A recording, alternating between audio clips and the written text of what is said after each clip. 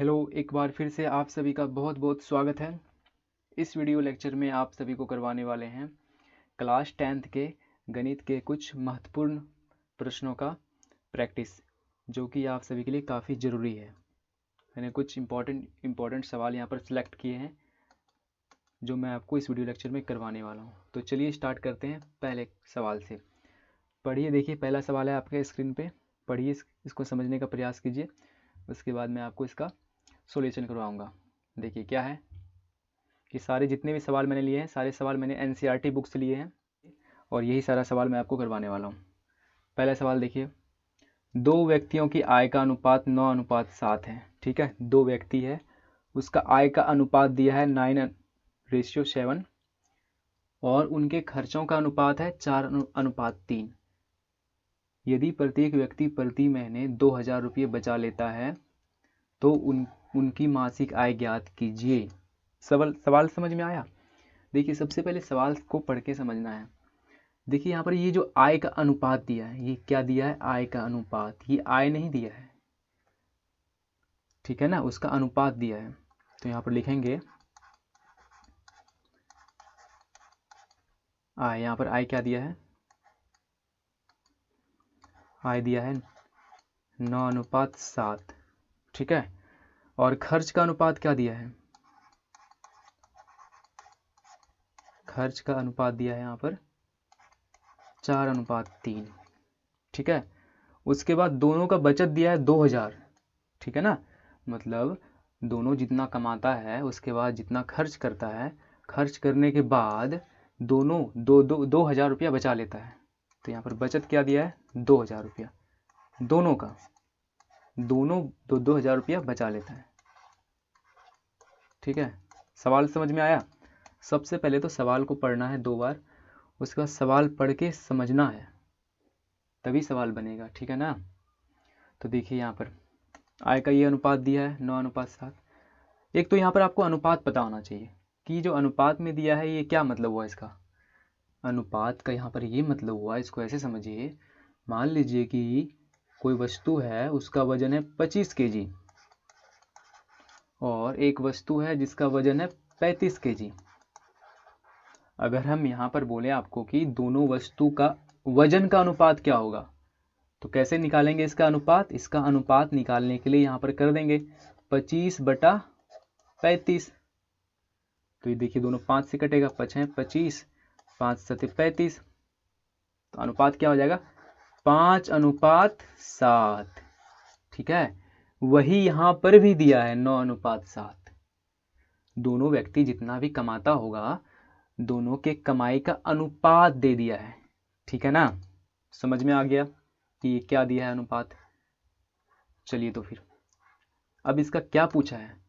तो उनकी मासिक आय ज्ञात कीजिए। अच्छा, दोनों व्यक्ति का आय पूछ दिया है, आय का अनुपात दिया है, खर्च का अनुपात दिया है, फिर दोनों व्यक्ति खर्च करने के बाद कितना कितना रुपया बचाता है ये दिया है, फिर लास्ट में सवाल में पूछा है कि उसकी मासिक आय ज्ञात कीजिए, मतलब महीने में वो कितना कमा लेता है। ठीक है, कैसे करेंगे इसको? देखिए, इसको करने के लिए क्या करेंगे, यहाँ पर मान लेंगे दोनों को। माना पहले व्यक्ति की आय कितना मानेंगे? पहले व्यक्ति की आय मान लेंगे यहाँ पर 9x। कितना मान लेंगे? 9x। अनुपात में देखिए यहाँ पर दिया है ना 9:7। इसका मतलब ये हुआ 9 इकाई, ये हुआ 7 इकाई। इसका मतलब यहाँ पर ये हुआ कि मान लीजिए पहला व्यक्ति 9 इकाई कमाता है तो दूसरा व्यक्ति कितना कमा रहा है? 7 इकाई। अनुपात का मतलब यहाँ पर ये भी होता है कि तुलना करके दिया है। ये 9 कमा रहा है तो ये कितना कमा रहा है? 7। और खर्च में ये 4 खर्च कर रहा है पहला वाला, तो दूसरा कितना खर्च कर रहा है? 3 खर्च कर रहा है। ठीक है, तो इसी अनुपात के मान को हम ऐसे मान लेते हैं 9x। ठीक है ना, पहले व्यक्ति की आय क्या मान लिए? 9x। तो दूसरे व्यक्ति की आय क्या मानेंगे? दूसरे व्यक्ति की हम आय मानेंगे यहाँ पर 7x। ठीक है, ये तो मान लिए, इसकी आय को मान लिए। अब इसका खर्च का भी अनुपात दिया है 4:3। ये दिया है खर्च का अनुपात, तो खर्च को हम क्या मानेंगे? ये आय को मान लिए 9x और 7x, क्या खर्च को भी एक्स एक्स मानेंगे? नहीं, खर्च को हम मानना पड़ेगा वाई मानेंगे खर्च को। ठीक है, खर्च को मानेंगे हम पहले व्यक्ति के खर्च। यहाँ पर लिख देते हैं पहले का खर्च। पहले के खर्च को क्या मान लेंगे? 4y। ठीक है, दूसरे के खर्च को क्या मान लेंगे? 3y। दूसरे के खर्च को क्या मानेंगे? 3y। आया समझ में? ठीक है ना, समझते जाइए। अगर एक बार में समझ में नहीं आए तो इसको फिर से पीछे करके देखना है, समझ में जरूर आएगा। ठीक है, क्या क्या किए? ये आय का अनुपात दिया था 9:7 और ये दिया है 4:3 खर्च का अनुपात, और दोनों बचत कर लेता है महीने में 2-2 हज़ार रुपये खर्च करने के बाद। तो इसकी आय को मान लिए 9x और 7x और खर्च को मान लिए 4y और 3y। ठीक है, अब देखिए समीकरण कैसे बनाएंगे। अब देखिए समीकरण बनाएंगे ऐसे, यहां पर लिखेंगे प्रश्न से। ठीक है, प्रश्न में क्या बोला गया है कि दोनों व्यक्ति खर्च करने के बाद कितना बचत करता है? 2-2 हज़ार रुपया। तो यहां पर इसको ऐसे समझिए कि आय में हम क्या करेंगे? आय में जब हम खर्च को घटाएंगे, आय में जब हम खर्च को घटाएंगे तो क्या होगा? जो जो जो बाकी रहेगा उसको क्या बोलेंगे? बचत ही तो बोलेंगे, है ना। तो देखिए पहले व्यक्ति की आय कितने माने हैं? 9x घटाओ पहले व्यक्ति का खर्च कितना है? 4y। तो ये आय है, आय में क्या करेंगे? 4y घटाएंगे तो बचत कितना कितना कर रहा है वो? 2000, तो बराबर 2000। ये हो गया समीकरण फर्स्ट। ठीक है, ऐसे ही पहले दूसरे व्यक्ति की आय कितनी माने हैं? 7x 7x, और दूसरे व्यक्ति का खर्च कितना माने यहाँ पर? 3y। तो क्या हो जाएगा? 7x घटाओ 3y। और दूसरा व्यक्ति बचत कितना कर रहा है? ये भी 2000 रुपया ही बचा रहा है, तो बराबर 2000 कर देंगे। ये हो गया समीकरण सेकंड। अब देखिए क्या करेंगे, इसको हल कर देंगे, विलोपन विधि से इसको हल करेंगे। यहाँ से x और y का मान निकल के आ जाएगा। x का मान जो निकलेगा उससे हम क्या निकाल लेंगे? दोनों व्यक्ति की मासिक आय निकाल देंगे, और दोनों व्यक्ति का मासिक आय ही पूछा गया है। ठीक है, तो देखिए इसमें करेंगे क्या कि या तो y को यहाँ से कटा लेंगे या तो x को कटाएंगे। तो कटाने के लिए यहाँ पर क्या करना पड़ेगा? दोनों y या x में दोनों में से किसी एक को बराबर करना पड़ेगा विलोपन विधि में। तो देखिए यहाँ पर करेंगे ऐसे, y को यहाँ से कैंसिल करते हैं तो यहाँ ऊपर गुना करना पड़ेगा पहले को समीकरण को 3 से, और यहाँ करना पड़ेगा 4 से गुना, तभी तो ऊपर में 4 तिया 12 आएगा, यहाँ पर 3 चौके 12 आएगा। तो देखिए अब समीकरण क्या बन जाएगा गुना करने के बाद?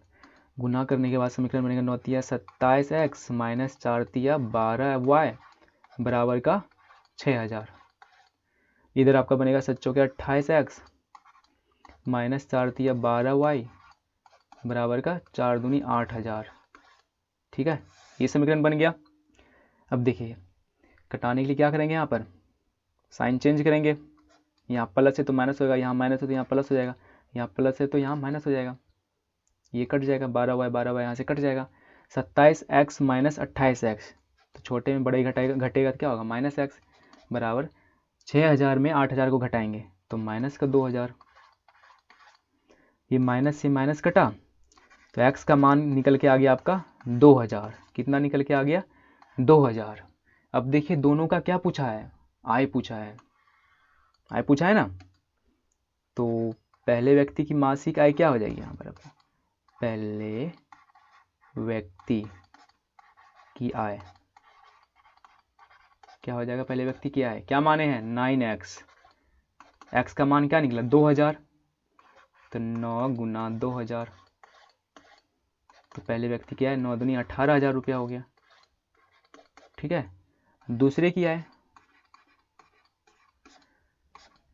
दूसरे की आय क्या हो जाएगी? दूसरे की आय को क्या माने हैं? 7x। ठीक है, तो 7 गुना x का मान क्या निकला है? 2000, 7 गुना 2000, दूसरे व्यक्ति की आय निकल के आ गई यहाँ पर 7 दूनी 14,000। ठीक है, और ये पूछा गया है।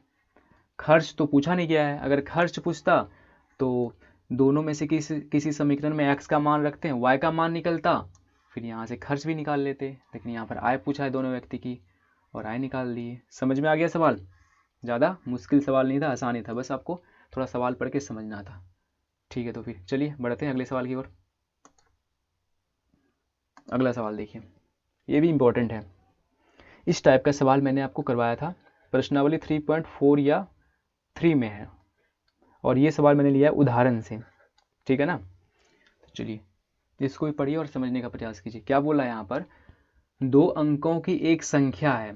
एक संख्या कितने अंकों की बोला गया? यहाँ पर 2 अंकों की है, एवं उसके अंकों को पलटने पर बनी संख्या का योग 66 है। अच्छा, यदि संख्या के अंकों का अंतर 2 है तो संख्या ज्ञात कीजिए, ऐसी संख्याएं कितनी हैं? समझ गए सवाल? सबसे पहले देखिए यहाँ पर क्या बोला है, 2 अंकों की संख्या है। कैसा होता है 2 अंकों की संख्या? 2 अंकों की संख्या मतलब ऐसी संख्या जिसमें 2 अंक हो, जैसे 12, 22, ये कितने अंकों की संख्या है? 2 अंक। ये इकाई अंक और ये दूसरा दहाई अंक, इसी को बोलते हैं ना 2 अंकों की संख्या। ठीक है, इसी तरह यहाँ पर बोला है 2 अंकों की एक संख्या है, उसके अंकों को उलटने पर। अच्छा, मान लीजिए हम मान लेते हैं कि कोई 2 अंकों की संख्या 32 है। अंकों को उलटने का मतलब क्या हुआ? कोई संख्या अगर 32 माने, इसके अंकों को उलटने का मतलब क्या हुआ? अंकों को उलटने का मतलब हुआ कि इकाई वाला अंक, इकाई अंक यहाँ पर क्या है? 2 है, 2 को भेज देना दहाई अंक पे, और दहाई वाले अंक को इकाई अंक पे लिख देना। यही तो हुआ अंकों को पलटने का मतलब। ठीक है, तो यहाँ पर यही बोला गया है, अगर उस संख्या के अंकों को उलटने पर बनी संख्या का योग 66 है। ठीक है, अंकों को उलटने पर बनी संख्या के अंकों का योग। अच्छा देखिए, इसमें अंकों का योग क्या होगा? अंक, इसमें अंक कौन कौन सा है? 2 है और 3 है। 2 + 3 करेंगे, यहाँ पर अंकों का योग कितना आएगा?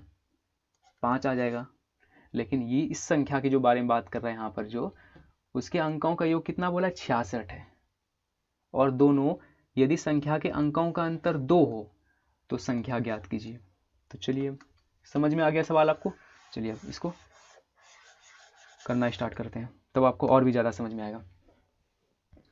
तो सबसे पहले 2 अंकों की संख्या के बारे में बात कर रहे हैं। तो 2 अंकों की संख्या को ज्ञात करने के लिए हमको क्या क्या ज्ञात करना पड़ेगा? इकाई अंक और दहाई अंक ज्ञात करना पड़ेगा, तभी तो हम ऐसी संख्या ज्ञात कर पाएंगे। तो ऐसे सवाल में हम मान लेते हैं इकाई अंक x है, माना इकाई अंक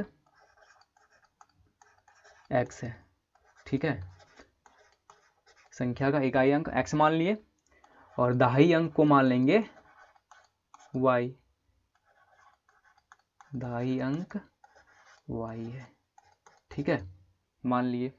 चलिए, तो फिर अगर इकाई अंक अगर हम x माने, दहाई अंक y माने, तो संख्या क्या हो जाएगा? चलिए शाबाश बताइए, दिमाग लगाइए थोड़ा। क्या हो जाएगा संख्या? संख्या हो जाएगा tan y + x। अब आप बोलेंगे ये कैसे हो गया? तो चलिए समझिए। देखिए, कोई 2 अंकों की संख्या है, 22 ले लीजिए। तो 22 को देखिए, 22 ऐसे लिखेंगे ना, ये देखिए 2 तो इकाई अंक है, 2 को लिख दिए, प्लस दहाई अंक क्या है? 2, 2 को ऐसे लिखेंगे ना, 2 × 10। ठीक है, तो ऐसे यहाँ पर लिखें, दहाई अंक है, इसका मतलब गुना 10। तो यहाँ भी इकाई अंक x माने, दहाई अंक y माने, संख्या कैसे लिखेंगे? tan y + x। इकाई अंक x है, दहाई अंक y है। आगे समझ में? चलिए तो फिर आगे बढ़िए। अब देखिए क्या बोला, इस बात पे ध्यान दीजिए। सवाल का जो मैन यहाँ पर है यही है, अंकों को उलटने पर। अब देखिए यहाँ पर अंक को उल्टेंगे। अब यहाँ पर लिखिए सबसे पहले प्रश्न से। अब जो प्रश्न में बोला जाएगा उसके हिसाब से चलेंगे। अंकों को उलटने पर, अब देखिए यहाँ पर ये जो x है ना, x को दहाई के स्थान पे लिखेंगे और y को इकाई के स्थान पे लिख देंगे, तभी तो अंक उलट पलट जाएगा। तो यहाँ पर लिखेंगे tan x + y। अंकों को अदला बदली कर दिए। ठीक है, अंकों को उलटने पर बनी संख्या का योग 66 है। अब देखिए इसका योग क्या बोल रहा है? 66 है। अंकों को जब यहाँ पर अदला बदली कर लिए ना, तो इसका योग यहाँ पर क्या बोल रहा है, 66 है, तो कर देंगे बराबर 66। अंकों को अदला बदली करने पे योग 66 बोल रहा है, तो इसको कर देंगे 66। और किसका किसका योग 66 बोल रहा है, दोनों का, किसका किसका, इस वाले पहली वाली संख्या का और अदला बदली करने के बाद जो संख्या बनी उसका, दोनों का योग 66 है। तो पहले संख्या क्या बना था 10y प्लस एक्स, इसका प्लस जो नया संख्या बना, ये नया संख्या बना ना, इस दोनों का योग 66 है। तो लिखेंगे 10y प्लस एक्स प्लस ये जो नई संख्या बनी, इस दोनों का योग कितना बोला है 66, तो बराबर 66 कर देंगे। देखिए कीजिए इसको हल। अब 10y और यहाँ पर y है, कितना y हो जाएगा आपका 11y plus 10x plus x 11x बराबर इधर की आपका क्या है 66। 11 यहाँ भी है, 11 यहाँ भी है, 11 को क्या करेंगे कॉमन लेंगे, तो y प्लस x बराबर क्या हो जाएगा 66। इस 11 से 66 कटेगा 6 बार में, तो y प्लस एक्स बराबर हो जाएगा 6। ये हो गया समीकरण फर्स्ट। आया समझ में? चलिए बहुत बढ़िया, शाबाश। आगे देखिए, दूसरा समीकरण बनाने के लिए आगे पढ़िए। यदि संख्या के अंकों का अंतर 2 है, अच्छा संख्या के अंकों का अंतर 2 है, अंकों का अंतर, तो संख्या का अंक क्या क्या माने हैं, संख्या का अंक हम माने हैं x और y, यही माने हैं ना, और इसी के अंकों का अंतर बोला है 2 है। इसका मतलब अगर हम अंक x और y माने हैं, दोनों का अंतर 2, अंतर मतलब दोनों का घटाव 2 बोला है, तो दूसरा समीकरण क्या हो जाएगा x माइनस वाई बराबर 2। ये बन गया आपका दूसरा समीकरण। ठीक है, अब इसको करेंगे सॉल्व, तो x और y का मान निकल जाएगा, x और y का मान निकलेगा, वही उसका इकाई अंक और दहाई अंक का मान निकल जाएगा, उसके बाद यहाँ से संख्या निकाल लेंगे। ठीक है ना, तो देखिए यहाँ पर करिए क्या, अच्छा यहाँ पर इधर y आ गया, इधर x आ गया, तो इसको ऐसे थोड़ा सामने अरेंज करके लिख लेते हैं, फिर से इसको एक बार लिख लेते हैं, इसको सीधा करके लिख लेते हैं, x प्लस वाई बराबर 6, ये है आपका पहला समीकरण है, और x माइनस वाई बराबर आपका यहाँ पर 2 है, ये दूसरा समीकरण है। इसको सॉल्व करेंगे विलोपन विधि से। देखिए यहाँ पर, यहाँ भी y है, यहाँ भी y है, दोनों एक प्लस में है एक माइनस में है, तो दोनों कट के खत्म हो जाएगा, और x प्लस एक्स 2x बराबर 6 2 8, इस 2 से कटेगा 8 आपका 4 बार में, तो x का मान निकल गया यहाँ पर 4। ठीक है, x किसको माने थे, इकाई अंक को, इकाई अंक कितना निकल गया 4, और दहाई अंक निकालने के लिए इस समीकरण में पहले में मान रख दीजिए x का, तो आपका दहाई अंक निकल जाएगा, y बराबर हो जाएगा 4 उधर जाएगा, तो 6 घटाओ 4, तो y का मान यहाँ निकल के आ जाएगा 2, और y किसको माने थे, दहाई अंक को, तो दहाई अंक क्या निकल गया, y 2 निकल गया, इकाई अंक 4 दहाई अंक 2, इसलिए संख्या पूछा है ना, इसलिए संख्या बराबर क्या है, तो अपना संख्या क्या बना था 10y प्लस एक्स, यही बना था ना, तो यहाँ y के जगह y का मान रखेंगे, x की जगह x का मान रखेंगे, संख्या मिल जाएगा, y का मान 2 प्लस 4, 10 दूनी 20 प्लस 4 बराबर 24। ठीक है, ये हो गया इसका आंसर, समझ में आ गया। चलिए फिर अगला देखते हैं। देखिए अगला है आपका द्विघात समीकरण से, आसान सा सवाल है, जांच करने बोल रहा है, क्या बोला है यहाँ पर, जांच कीजिए कि निम्न द्विघात समीकरण है क्या नहीं। अच्छा, ये 4 यहाँ पर सवाल दिया गया है, चारों को आपको जांच करके बताना है कि द्विघात समीकरण है कि नहीं है। इस टाइप का सवाल मैंने आपको पिछले वीडियो लेक्चर में भी करवा रखा है, तो चलिए यहाँ भी आपको एक सवाल आपको यहाँ पर समझा देते हैं।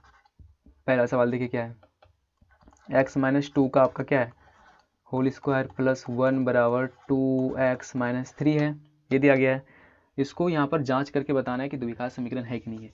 तो सबसे पहले ये समझिए कि द्विघात समीकरण क्या होता है, जिसका घात 2 हो, ax square plus bx plus c बराबर 0, ये है आपका द्विघात समीकरण, और इस समीकरण का घात कितना है 2 है। ठीक है, ऐसे यहाँ भी हम जांच करेंगे, इसको सॉल्व करेंगे, तो मेरा घात अगर 2 आ जाएगा तो हम बोल देंगे ये द्विघात समीकरण है। अगर घात 2 नहीं आया, घात 1 आ गया, 3 आ गया, 4 आ गया, तो बोलेंगे द्विघात समीकरण नहीं है।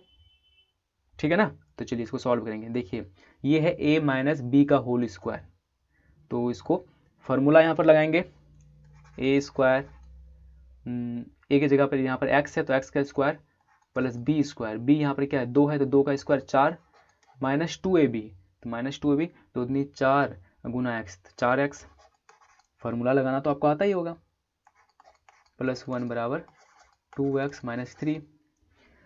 अब सभी पद को एक तरफ कर लेंगे, एक्स स्क्वायर देखिए 4 प्लस में 4x, अच्छा ये यहाँ एक्स इसके साथ है तो कटेगा नहीं, 4 और 1 तो यहाँ पर आपका माइनस 4x और 4 और 1 हो जाएगा यहाँ पर आपका 5, इस 2x माइनस 3 को बाएं तरफ ला लेंगे तो माइनस 2x प्लस 3 बराबर 0। अब क्या हो जाएगा यहाँ पर, देखिए यहाँ पर माइनस 2x और माइनस 4x तो माइनस 6x हो जाएगा, और 5 और 3 8 बराबर 0। देखिए एक द्विघात समीकरण बन रहा है, ठीक है, इसका घात क्या है 2 है तो ये द्विघात समीकरण है, समझ में आ गया। ऐसे ही आपको ये सारे खुद से चेक करना है और इसको ऐसे ही जांच कर लेना है, बड़ा ही आसान सवाल है। जिसका घात 2 नहीं आएगा 3 आ गया या मतलब 1 आ गया 4 आ गया तो द्विघात समीकरण नहीं है। जिसका घात 2 आएगा और इस रूप का आएगा A X square plus B X plus C बराबर 0 तो द्विघात समीकरण हो जाएगा, ठीक है ना। तो चलिए इसको कर लेना खुद से आप। अगला देखिए, अगला सवाल पढ़िए, आयु संबंधित सवाल है, बड़ा इंपॉर्टेंट सवाल है, पढ़िए इसको। आयु संबंधित सवाल तो एग्जाम में पूछा जाना है, ठीक है ना। तो चलिए अगला सवाल देखिए क्या है, रोहन की माँ उससे 26 वर्ष बड़ी है। ये सवाल आपको द्विघात समीकरण से है, ठीक है ना। रोहन की माँ जो है ना उससे 26 वर्ष बड़ी है, उनकी आयु का गुणनफल अब से 3 वर्ष पश्चात 360 हो जाएगी। हमें रोहन की वर्तमान आयु ज्ञात करनी है। अच्छा देखिए यहाँ पर क्या बोला है, रोहन की माँ उस रोहन से 26 वर्ष बड़ी है, उनकी आयु का गुणनफल, अच्छा एक तो रोहन की आयु और उसकी माँ की आयु दोनों का गुणनफल कितने वर्ष के बाद, 3 वर्ष के पश्चात 360 हो जाएगी। तो चलिए सवाल समझ में आ गया, हमको रोहन की वर्तमान आयु ज्ञात करना है, ठीक है ना। तो मान लेंगे, माना रोहन की वर्तमान आयु x वर्ष है, माना रोहन की वर्तमान आयु कितना मान लेंगे, x वर्ष है, x वर्ष है, ठीक है, मान लीजिए इतना रोहन की वर्तमान आयु x वर्ष। अब क्या बोला है, अब यहाँ पर लिखिए प्रश्न से, अच्छा एक मिनट, यहाँ पर उसकी माँ की आयु कितना बोला गया है, 26 वर्ष बड़ी है ना उसकी माँ, तो रोहन की वर्तमान आयु x वर्ष, तो उसकी माँ की आयु क्या हो जाएगा, बताइए, शाबाश बताइए, माँ की वर्तमान आयु क्या हो जाएगा, यहाँ पर माँ उससे 26 वर्ष बड़ी है ना, जब रोहन की आयु को यहाँ पर x माने तो उसकी माँ की आयु यहाँ पर क्या हो जाएगा, x प्लस 26 होगा कि नहीं होगा, क्योंकि माँ उससे 26 साल की बड़ी है, तो ये हो गया उसकी माँ की आयु और ये x हो गया रोहन की आयु।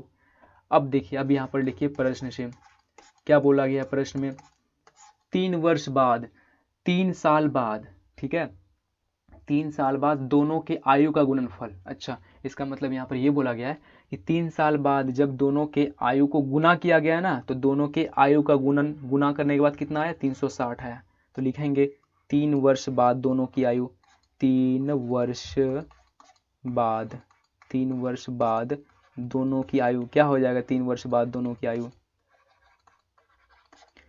रोहन की आयु हो जाएगी 3 वर्ष बाद x प्लस 3 और उसकी माँ की आयु हो जाएगा 3 वर्ष बाद x प्लस 26 अब प्लस 3, ये हो जाएगा। और दोनों का गुणनफल क्या बोला गया यहाँ पर 360, तो बराबर कर देंगे 360 हो जाएगा ना। ये मैंने यहाँ पर थोड़ा डायरेक्ट कर दिया, अलग अलग नहीं लिखा, डायरेक्ट एक बार में यहाँ पर लिख के गुना के रूप में लिख दिए, ठीक है। ये है x प्लस 3, रोहन की आयु हो जाएगा 3 वर्ष बाद और उसकी माँ की आयु 3 वर्ष बाद क्या हो जाएगा, x प्लस 26 तो उसकी माँ की आयु है ही, प्लस 3 वर्ष और यहाँ पर जुट जाएगा, ठीक है। और इसी दोनों के आयु का गुणनफल कितना बोला है 360, तो बराबर कर दिए 360।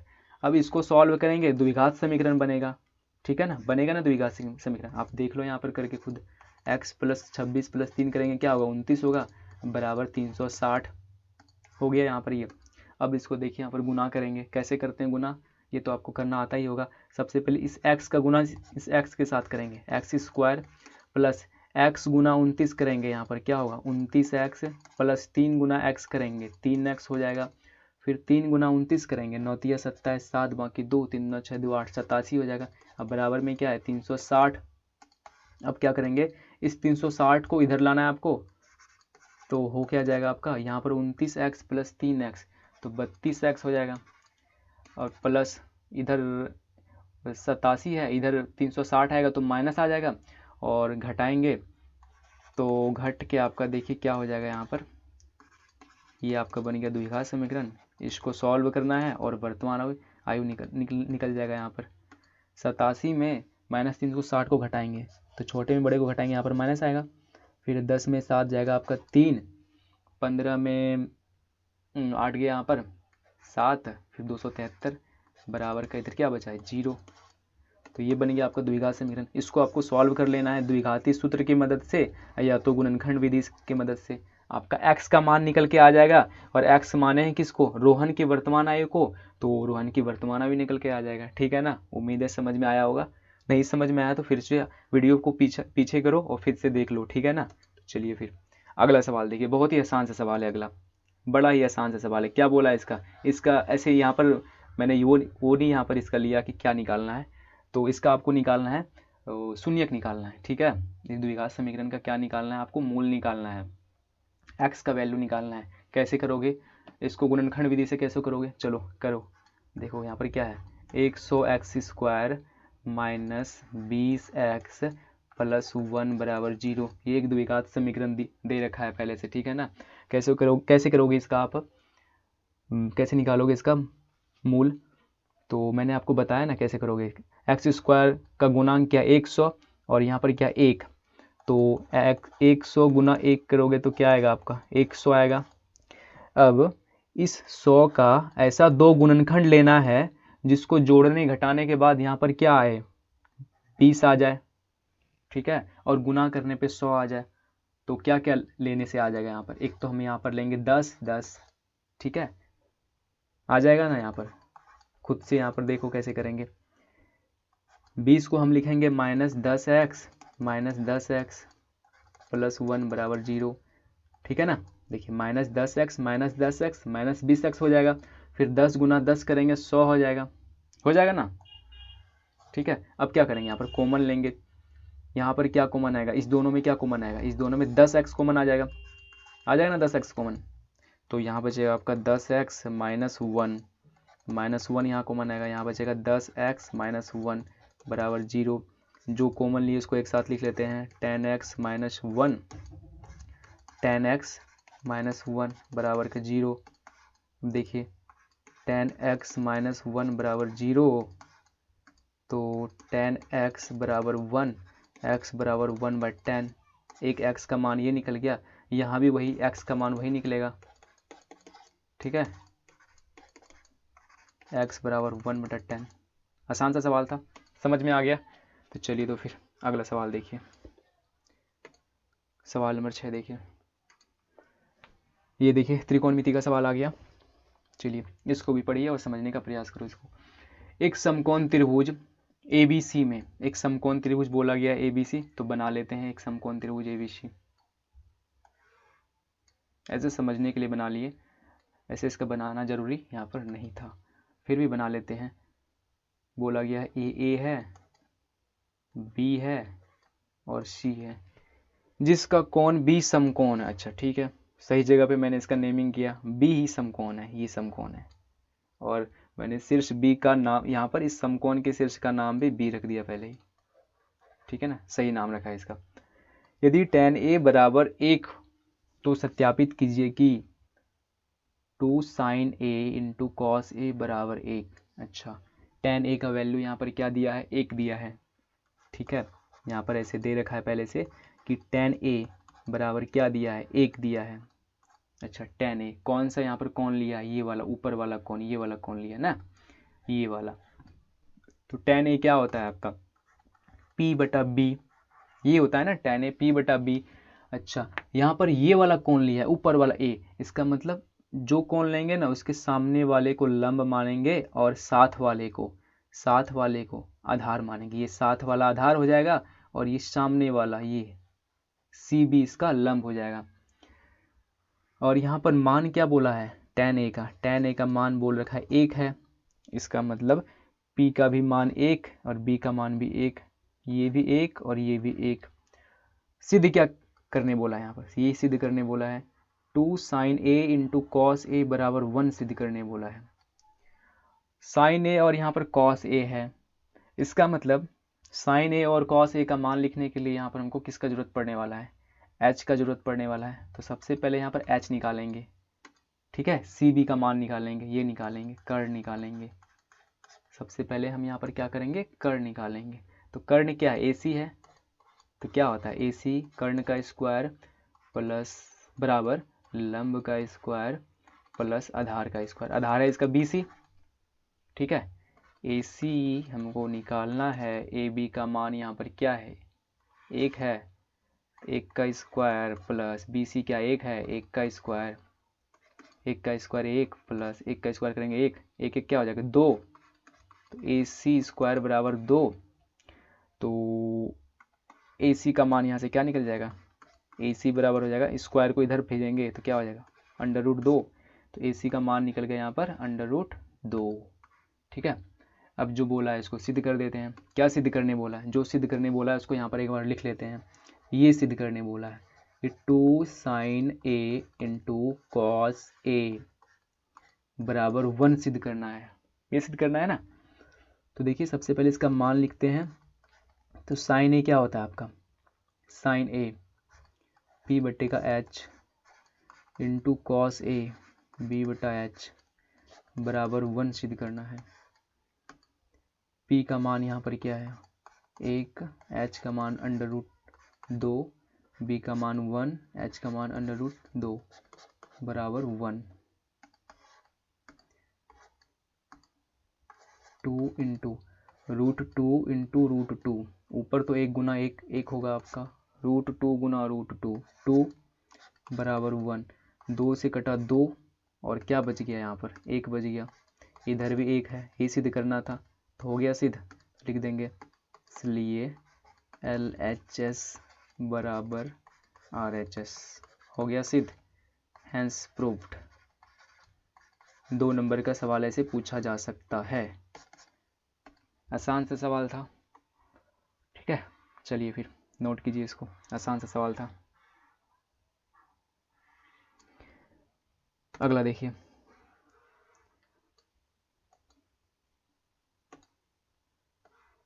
अगला सवाल भी त्रिकोणमिति का ही है। क्या बोला है, त्रिभुज PQR, ये त्रिभुज है PQR जिसका कोण Q समकोण है। देखिए यहाँ पर ये कौन समकोण है इसका ना, PQ बराबर 3 सेंटीमीटर। देखिए ये PQ 3 सेंटीमीटर है, PQ 3 centimetre, PR 6 centimetre, PR मतलब इसका कर्ण दिया है 6 सेंटीमीटर, तो QPR, अच्छा QPR, अच्छा ये वाला कौन पूछा, ये वाला QPR और PRQ ये कौन, ये दोनों कौन ज्ञात कीजिए। आसान सा सवाल है, बड़ा ही आसान सा सवाल है। कैसे ज्ञात करेंगे, इसको ज्ञात करने के लिए क्या करेंगे, यहाँ पर इस दोनों का अनुपात ले लेंगे, किसका किसका मान दिया है यहाँ पर देखिए दिया क्या है, PQ आपका दे दिया है 3 और PR है 6, ठीक है। PQ 3 है और PR क्या दिया है आपका 6 सेंटीमीटर, 3 सेंटीमीटर और 6 सेंटीमीटर दिया है। तो यहाँ पर इस दोनों कोण का मान पूछ लिया गया है। कैसे करेंगे, देखिए दोनों का अनुपात ले लीजिए, दोनों भुजा का अनुपात लिख लेंगे, PQ बटे का यहाँ पर PR, PQ बटे PR, तो PQ क्या है, लंब है, PQ लंब है ना, और PR कर्ण है। तो लंब बटा कर्ण क्या होता है, यहाँ पर लंब बटा कर्ण होता है साइन थीटा। अगर हम ये वाला थीटा लें R वाला, ठीक है, क्योंकि हम R वाला लेंगे तभी तो इसके सामने वाला ये लंब और ये कर्ण। तो PQ का मान क्या है 3, PR क्या है 6 बराबर साइन R,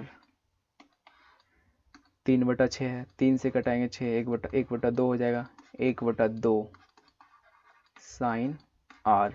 अच्छा, थीटा का मान पूछा है। साइन कितना डिग्री पे आपका 1/2 होता है?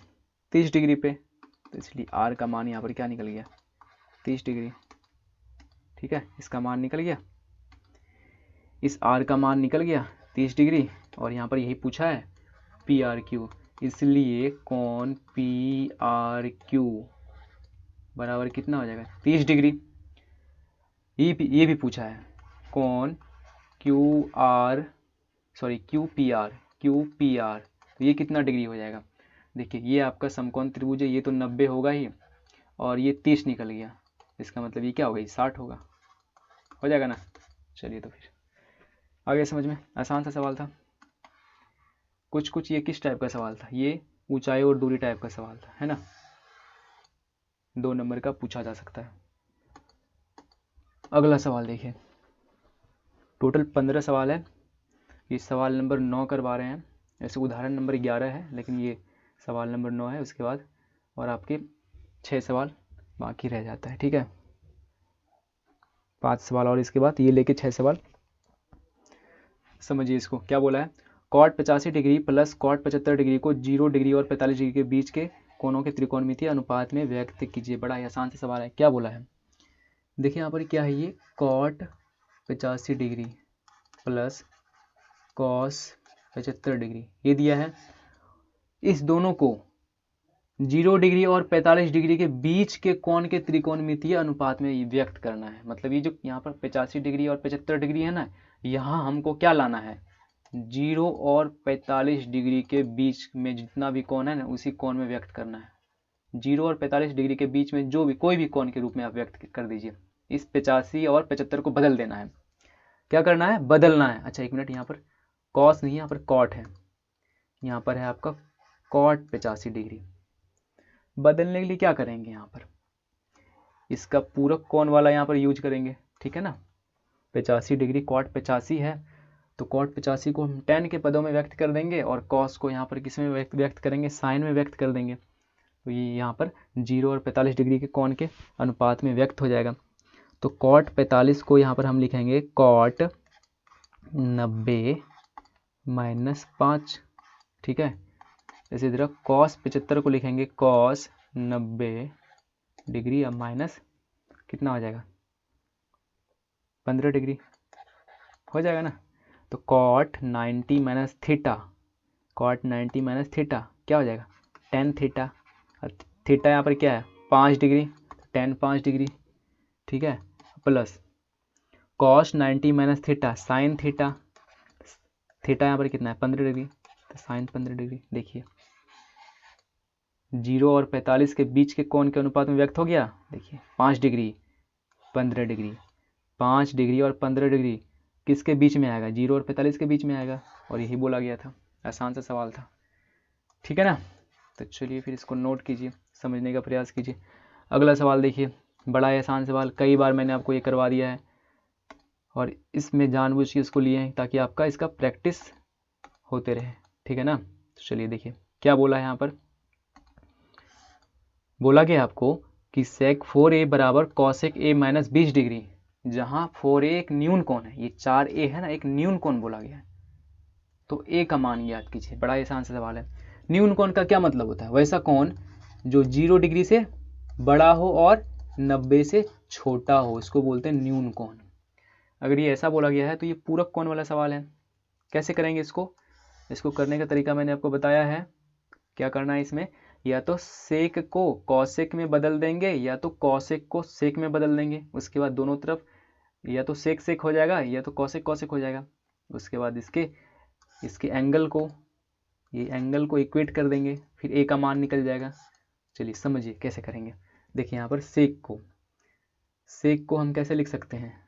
सेक को हम ऐसे लिखेंगे कॉसेक 90 डिग्री माइनस थीटा क्या है? 4a है ना, तो 90 माइनस 4a लिखेंगे ऐसे ना, क्योंकि कॉसेक किस में चेंज होता है? सेक में। कॉसेक किस में चेंज होता है? सेक में। कॉसेक 90 माइनस थीटा क्या होता है? Sec theta. तो इसलिए सेक थीटा को लिख दिए कॉसेक 90 माइनस 4a। अब बराबर इसको चेंज नहीं करेंगे, दोनों में से किसी एक ही तरफ चेंज करेंगे। ठीक है ना? Cosec a minus 20 degree. देखिए इधर भी आपका कॉसिक आ गया, इधर भी कॉसिक आ गया, बीच में बराबर है। इसका मतलब इस दोनों कोण को हम बराबर लिख के क्या करेंगे, ए का मान निकाल लेंगे। 90 माइनस 4a बराबर a माइनस 20 डिग्री। अब क्या करेंगे, 4a इधर है, इस a को भी बाएं तरफ लाएंगे, तो माइनस 4a बराबर माइनस a। और इधर क्या हो जाएगा, इधर माइनस 20 डिग्री पहले से है, 90 डिग्री को उधर भेजेंगे तो माइनस 90 डिग्री, माइनस 4a और माइनस a, तो माइनस का 5a बराबर 110, माइनस 20 और माइनस 90 तो माइनस 110। ये माइनस से माइनस कटा, a बराबर क्या हो जाएगा, 110 बटेगा 22, सॉरी 110 बटेगा 5, 5 से कटेगा आपका 110 22 बार में। a का मान क्या निकल गया, a का मान आपका निकल गया 22 डिग्री, और ये पूछा था। ठीक है, आसान सा सवाल है। अगला देखिए क्या बोला है यहाँ पर। अच्छा, ये सिद्ध करना है। ठीक है, सिद्ध करने वाला सवाल ये है 8.4 का सवाल नंबर 5 का 8वां नंबर। ठीक है, चलिए इसको भी समझिए, इंपॉर्टेंट है। क्या बोला है, sign A plus cos A का whole square plus cos A plus sec ए का होल स्क्वायर क्या सिद्ध करना है, 7 प्लस टेन स्क्वायर ए प्लस कॉट स्क्वायर है। ठीक है ना। और देखिए यहाँ पर a प्लस बी का होल स्क्वायर का यहाँ पर फॉर्मूला लगेगा, और यहाँ भी देखिए a प्लस बी का होल स्क्वायर है, वही फार्मूला दोनों जगह लगेगा। लगाते हैं फार्मूला दोनों जगह, तो यहाँ क्या हो जाएगा, a स्क्वायर तो क्या है, sine square a plus cosec square a plus 2 sine a into cosec a। ठीक है ना। सबसे पहले यहाँ पर ऐसे लिख लीजिए LHS, क्योंकि हम LHS को सॉल्व कर रहे हैं ना, LHS को हल करेंगे और RHS ये लाएंगे, ये सिद्ध करना है। तो यहाँ पर लिख लेंगे LHS, sine a plus cosec a का होल स्क्वायर को यहाँ पर फॉर्मूला लगाएं a प्लस बी का होल स्क्वायर का, तो इतना आ गया, प्लस है यहाँ पर, यहाँ से करते हैं plus cos a plus sec a का होल स्क्वायर है, तो हो जाएगा a स्क्वायर मतलब cosec square a plus b क्या है, सेक a है, sec square a plus 2ab 2 cos a into sec a। ठीक है ना, इतना हो गया। अब देखिए यहाँ पर क्या क्या होगा, देखिए ये sign square a plus cos square a क्या हो जाएगा, 1 हो जाएगा। ठीक है ना। एक काम करते हैं, पहले सबको अरेंज करके एक तरफ एक साथ लिख देते हैं, उसके बाद यहाँ पर उसका फॉर्मूला अप्लाई करेंगे, तब आपको ज़्यादा समझ में आएगा। इस साइन a को इस कॉस साइन स्क्वायर a को कॉस स्क्वायर a के साथ लिख देते हैं। उसके बाद देखिए, और जो भी कटने वाला है सबको एक साथ लिखते हैं।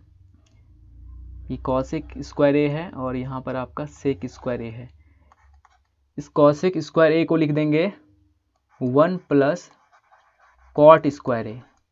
क्यों लिखेंगे, क्योंकि हमको कॉट चाहिए भाई, कॉट चाहिए यहाँ पर, तभी तो हम कॉसेक स्क्वायर a को लिख देंगे ये। और ये क्या होता है, फॉर्मूला बताए थे आपको ना कि 1 प्लस कॉट स्क्वायर a क्या होता है, कॉसेक स्क्वायर a, इसलिए हम कॉसेक स्क्वायर a के बदले में क्या लिख दिए, 1 plus cot square a। Plus में देखिए यहाँ पर, ये देखिए यहाँ पर कटेगा, ये यहाँ पर क्या है, साइन a है, और कॉसेक a को कैसे लिखेंगे, कॉसेक a को लिखेंगे 1 बटा साइन a। ठीक है, और नहीं तो आपको ऐसा बताए ही थे कि sine a into cosec a क्या होता है, एक होता है, तो यहाँ पर आप डायरेक्ट भी एक लिख सकते हैं, या तो और समझने के लिए इसको ऐसे लिख दीजिए, साइन a और कॉसेक a को लिख दिए 1 बटा साइन a, यहाँ से साइन a कट जाएगा, एक हो जाएगा। ये रिजल्ट आपको डायरेक्ट भी याद रखना है। प्लस में देखिए, ये तो देखिए ये वाला कॉस है तो यहाँ लिख दिए पहले ही, इधर क्या बचा, सेक स्क्वायर a को लिखेंगे 1 प्लस टेन स्क्वायर a, ये भी फार्मूला होता है ना, 1 प्लस टेन स्क्वायर a बराबर होता है सेक स्क्वायर a। तो सेक स्क्वायर a को, इस सेक स्क्वायर a को लिख दिए 1 plus tan square a, plus यहाँ पे देखिए ये दोनों कट जाएगा, cos a into sec a, cos का उल्टा सेक, तो ये दोनों कट के एक हो जाएगा, तो यहाँ पर डायरेक्ट मान लिख देते हैं 2। ठीक है, देखिए sine square a plus cos square a 1 plus cot square a plus यहाँ क्या है, ये 2 है, प्लस ये है क्या आपका 1 plus tan square a plus का 2। देखिए 1 प्लस 1 प्लस 2 प्लस 2, 2 2 4, 4 1 5 और 5 और ये दोनों 2 7, क्या हो गया 7 प्लस कॉट स्क्वायर ए प्लस टेन स्क्वायर ए, कॉट स्क्वायर ए प्लस टेन स्क्वायर ए, और यही चीज़ सिद्ध करना था। देखिए यहाँ पर, हाँ यही सिद्ध करना था। 7 प्लस टेन स्क्वायर ए प्लस कॉट स्क्वायर ए, 7 प्लस टेन स्क्वायर ए प्लस कॉट स्क्वायर ए लिख देंगे बराबर RHS, हैंस प्रूव्ड।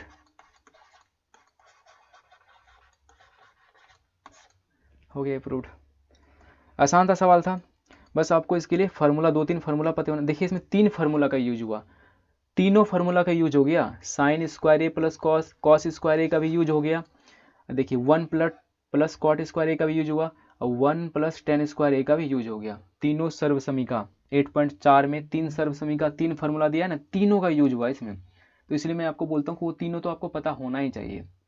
बस इसमें देखिए 4 फार्मूला का यूज हुआ। एक तो हुआ a प्लस बी के होल स्क्वायर के फार्मूला का यूज हुआ ना, सबसे पहले तो उसी का फार्मूला अप्लाई करके ये इसको सॉल्व किया ना। उसके बाद यहाँ पर यूज हुआ साइन स्क्वायर ए प्लस कॉस स्क्वायर ए का यूज हुआ, फिर 1 प्लस कॉट स्क्वायर ए का यूज हुआ, फिर 1 प्लस टेन स्क्वायर ए का यूज हुआ। इसको सॉल्व करते ही और लास्ट में मेरा ये रिजल्ट आ गया और यही चीज़ प्रूफ करना था। ठीक है, समझ में आ गया। चलिए इसको नोट कीजिए, अगला देखिए। और आपका 3 सवाल रह गया। ठीक है, तो उसके बाद इस वीडियो लेक्चर में आज इतना ही रहने देंगे। ये देखिए थोड़ा सा ये डिफरेंट सवाल है, तो इसको कल करवाएंगे। ये वाला सवाल कल करवाएंगे इस टाइप का। आज इसको रहने देते हैं, आज इसको नहीं करवाते हैं। आज आपको करवाते हैं ये वाला बहुपद वाला। क्या है देखिए, क्या बोला है, बहुपद x स्क्वायर माइनस 3 के शून्य ज्ञात कीजिए। इसका शून्य ज्ञात करने बोला है, और शून्यकों तथा गुणांकों के बीच संबंध की सत्यता की जांच कीजिए। क्या करना है, सबसे पहले इसका शून्य ज्ञात करना है। ये क्या दिया है, बहुपद दिया है, द्विघात बहुपद दिया है। एक्स स्क्वायर माइनस 3 ये दिया है ना, इसका शून्य ज्ञात करना है। शून्य मतलब एक्स का मान ज्ञात करना है। कैसे करेंगे ज्ञात, शून्य ज्ञात करने के देखिए यहाँ पर इसको आपको इस रूप का दिख रहा है, यहाँ पर ए स्क्वायर माइनस बी स्क्वायर के रूप का दिख रहा है ना। देखिए यहाँ पर एक्स का स्क्वायर है माइनस, लेकिन 3 आपको लग रहा होगा कि ये कहाँ है, बी स्क्वायर के रूप का ये कहाँ है। तो इसको हम ऐसे लिख देंगे, इसको हम ऐसे लिख देंगे ए स्क्वायर माइनस और √3 का होल स्क्वायर लिख सकते हैं ना। 3 को हम ये लिख सकते हैं ना √3 का होल स्क्वायर। √3 का मतलब क्या हो जाएगा, √3 का मतलब है 3। तो यहाँ पर इसको लिखेंगे, अब इस फार्मूला का यूज करेंगे a plus b into a minus b. जब हम इसका यूज करेंगे तो यहाँ पर a क्या है, x है, b क्या है √3, x प्लस √3 इंटू का x माइनस √3 हो जाएगा।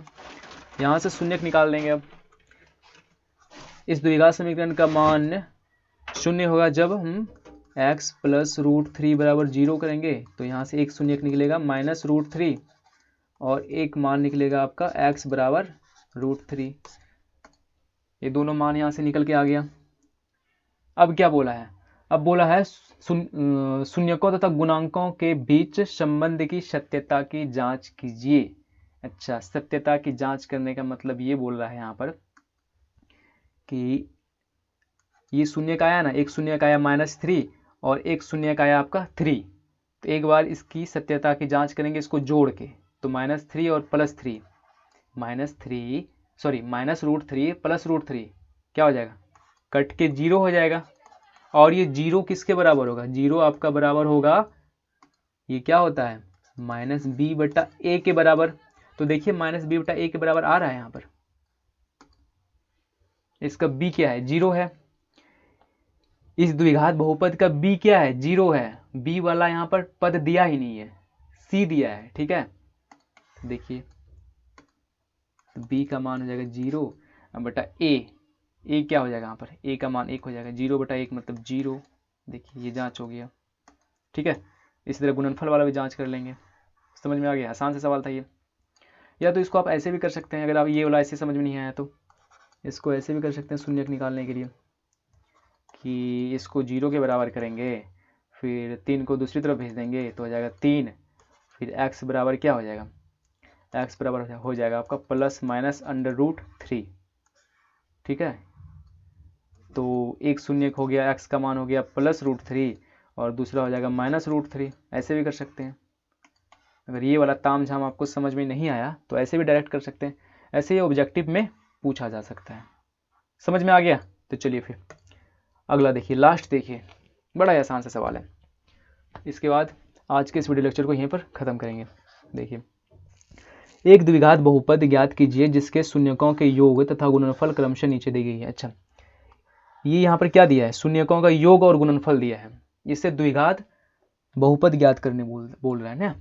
तो द्विघात बहुपद किस रूप का होता है? ax² plus bx plus c, ये होता है आपका द्विघात बहुपद। तो कैसे करेंगे? दूसरा नंबर इसको करते हैं। ये है आपका √3, क्या है? शून्यकों का योग दिया है। अल्फा प्लस बीटा क्या दिया है? √2। गुणनफल कितना दिया है? 1/3। तो अल्फा इंटू बीटा क्या दिया है? 1/3। ठीक है।